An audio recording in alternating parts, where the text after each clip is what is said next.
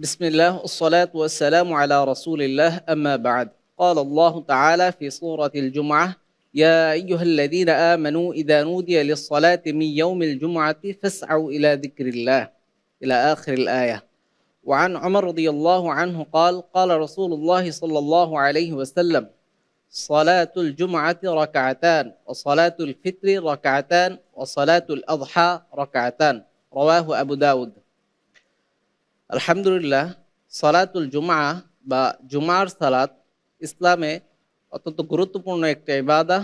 আল্লাহ সুবহানাহু ওয়া তাআলা সূরা জুমায় উল্লেখ করেন ইয়া আইয়ুহাল্লাযীনা আমানু ইযা নুদিয়া লিস-সালাতি মিন ইয়াউমিল জুমআহ, অর্থাৎ হে ইমানদারগণ, যখন তোমাদেরকে জুমার দিনে সালাতের জন্য আহ্বান করা হবে তখন ফাসআউ ইলা যিকরিল্লাহ, তখন তোমরা আল্লাহর স্মরণের দিকে ধাবিত হও, অগ্রসর হও।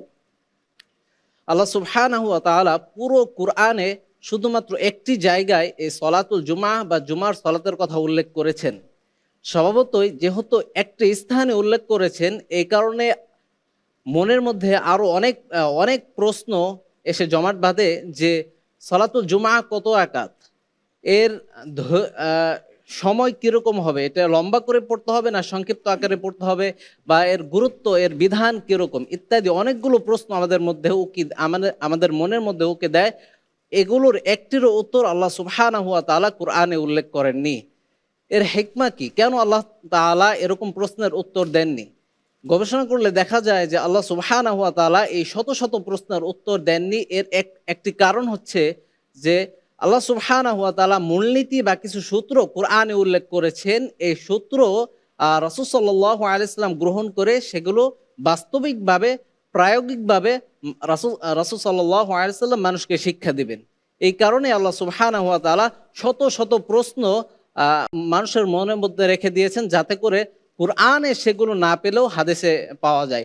এই জন্যে সলাতুল জুমার সংক্ষিপ্ত আকারে কুরআনে পাওয়া গেলেও বিস্তারিত আমরা হাদিসে পাই। যেমন ওমর রাদিয়াল্লাহু আনহু থেকে বর্ণিত, তিনি বলেন রাসূল সাল্লাল্লাহু আলাইহি ওয়াসাল্লাম বলেছেন সলাতুল জুমআতি রাকাতান, জুমার সালাতের সংখ্যা হলো 2 রাকাত, ও সলাতুল ফিতরি রাকাতান ও সলাতুল আযহা রাকাতান।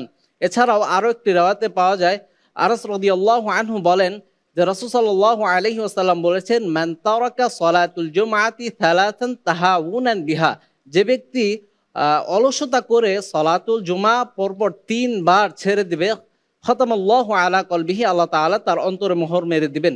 এই জন্যে সলাতুল জুমার গুরুত্ব, সলাতের রাকাত, জুমার সংখ্যা যদি জানতে চাই তাহলে আমরা কুরআনে পাবো না। এর জন্য আমাদেরকে ফিরে যেতে হবে হাদিসের দিকে।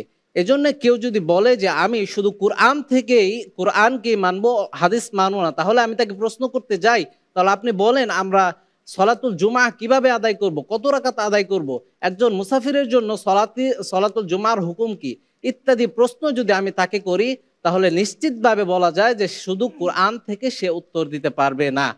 তাহলে আমাদেরকে যদি কুরআনকে পরিপূর্ণরূপে পালন করতে হয়, কুরআনের নির্দেশ পরিপূর্ণরূপে মেনে চলতে হয়, তাহলে অবশ্যই আমাদেরকে রাসূল সাল্লাল্লাহু আলাইহি ওয়াসাল্লামের হাদিস মেনে চলতে হবে। আল্লাহ সুবহানাহু ওয়া তাআলা আমাদের সকলকেই কুরআন মানার পাশাপাশি হাদিস মানার তৌফিক দান করুক। আল্লাহুম্মা আমিন। حدثنا حدثنا حدثنا حدثنا حدثنا